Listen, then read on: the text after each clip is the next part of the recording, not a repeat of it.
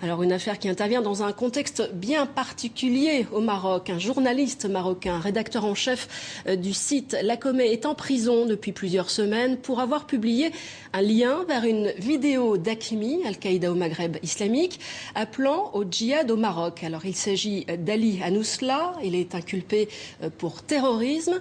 De nombreuses organisations des droits de l'homme dénoncent l'attitude du Maroc dans cette affaire. Même John Kerry, le secrétaire d'État américain, a demandé ce week-end la libération d'Ali Anousla.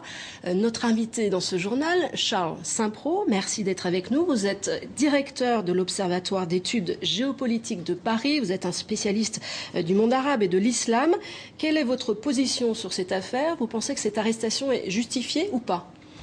Tout d'abord, je crois qu'il faut savoir raison garder dans cette affaire et revenir à l'essentiel. L'essentiel, c'est la diffusion par Haqmi, c'est-à-dire Al-Qaïda, d'une vidéo, d'une longue vidéo anti-marocaine et appelant à commettre des actes terroristes et appelant les jeunes Marocains à rejoindre les rangs terroristes. C'est ça le fond de l'affaire. Alors cette vidéo a été reprise avec des commentaires par un certain nombre de publications, un journal espagnol et puis un site marocain. Je crois que c'est à ce moment-là que le directeur de ce site a été mis en examen conformément à la loi marocaine. Je crois que le problème n'est pas un problème de liberté de la presse dans ce cas d'espèce. Le problème, c'est la lutte contre le terrorisme. Je crois que ça serait une erreur, et je pense que M. Kerry la commet, et c'est assez extraordinaire quand on connaît l'arsenal antiterroriste qui existe aux États-Unis, de venir critiquer une mesure qui est prise dans le cadre légal de la loi antiterroriste. La loi est la loi. La loi est la loi. Bon, mais c'est sans doute critiquable de diffuser en effet une vidéo qui appelle au djihad d'une organisation terroriste. Mais Ali Anousla, lui, n'est pas un terroriste. Non, pourquoi est-il poursuivi pour terrorisme? Le problème, c'est que la loi marocaine, qui est identique et qui est d'ailleurs même plus souple que la loi française en matière de lutte contre le terrorisme, que la loi américaine, que la loi danoise, que la loi anglaise, tous les grands pays ont des lois antiterroristes. Qui s'appuient sur quoi? Qui s'appuient, s'il vous plaît, sur les conventions internationales. Ce sont des lois qui reposent sur la convention, sur la déclaration de Venise contre le terrorisme, qui reposent sur la résolution de 2005 des Nations Unies, qui reposent pour les Européens sur la déclaration du Conseil de l'Europe, qui est très claire dans cette manière. Je l'ai noté parce que je suis en train d'écrire ce sujet. Mais la pour convention autant, du Conseil de l'Europe dit la diffusion d'un message avec l'intention d'inciter à la commission d'un acte terroriste crée un danger qu'une infraction terroriste puisse être commise. Mais tout le monde ne va pas en prison. Mais le problème... Parce que nombreux ont été les médias qui ont diffusé des vidéos d'Haqmi. Le problème, c'est de relayer des appels à l'acte terroriste qui peuvent inciter des gens à commettre des actes. Donc c'est être irresponsable que de relayer de tels actes. Et je noterai qu'il y a eu en France, il y a quelque temps, à peu près à la même époque, un jeune homme qui s'appelle Romain, qui est normand, qui a été arrêté, qui est mis en examen, exactement comme le directeur de Lacomé,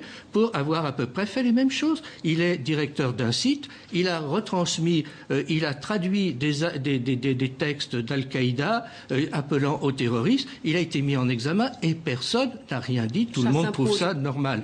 Donc je pense qu'il y a un peu deux poids deux mesures. Je ne vois pas pourquoi on s'en prend au Maroc, qui est un pays menacé dans sa stabilité par le terrorisme, qui est un pays très clair dans la lutte antiterroriste. Il n'y en a pas beaucoup dans la région qui sont aussi clairs dans la lutte antiterroriste, qui est un facteur essentiel de la lutte antiterroriste aussi bien au Sahel qu'au Sahara. Je ne vois pas pourquoi il y aurait deux poids deux mesures et que le Maroc ne pourrait pas adopter les mesures qui sont prises par tout le monde. J'aimerais vous faire réagir parce qu'il y a Ali Anousla, c'est un journaliste qui est connu au Maroc, c'est un journaliste qui dérange. Lacomé est un site indépendant. Je vous propose d'écouter l'intervention de Boubker Jamaï, qui lui est rédacteur en chef du site francophone de Lacomé. C'était lors d'un colloque sur la liberté de la presse à Paris. Il est totalement innocent des crimes qu'on lui impute, mais il est il est coupable d'autres crimes qu'on ne lui impute pas et qui sont considérés par le régime comme des crimes. Le premier de ces crimes, c'est ce qui fait l'honneur de notre profession, à savoir dire où se trouve le pouvoir politique et dire comment il est exercé. Ali fait ce travail-là au quotidien. Son deuxième crime aussi, c'est de publier des enquêtes qui montrent comment la corruption tourne autour de ces centres de pouvoir. Et enfin, son troisième crime, qui est très important aujourd'hui dans notre partie du monde et pas seulement au Maroc, c'est d'offrir un espace à des groupes idéologiques qui n'ont pas où parler. Et sur la base de cette popularisation, de cette polarisation, extrême polarisation, comme on le voit aujourd'hui en Égypte, que se nourrit l'autoritarisme. Voilà, Boubacar Jamaï, votre réaction rapidement. C'est ce qu'on appelle noyer le poisson et détourner l'attention.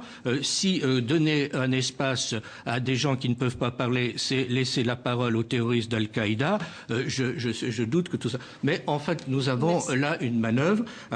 On nous parle de la liberté de la presse. Ce n'est pas un problème de liberté de la presse, c'est un problème d'incitation au terrorisme. Et puis, n'oublions pas qu'il y a aussi une liberté fondamentale qu'on oublie trop souvent, ou que certains oublient trop souvent, notamment ce monsieur, c'est le droit à la sécurité des citoyens, c'est le droit des citoyens à ne pas subir le terrorisme, et ça c'est une liberté fondamentale aussi qu'il ne faut peut-être pas perdre de vue, ainsi que le droit des victimes. Merci Charles Saint-Preux d'être venu réagir donc sur ce dossier. Je rappelle que vous êtes aussi l'auteur de L'exception marocaine, c'est aux éditions Ellipse. Voilà pour ce dossier. Opéra.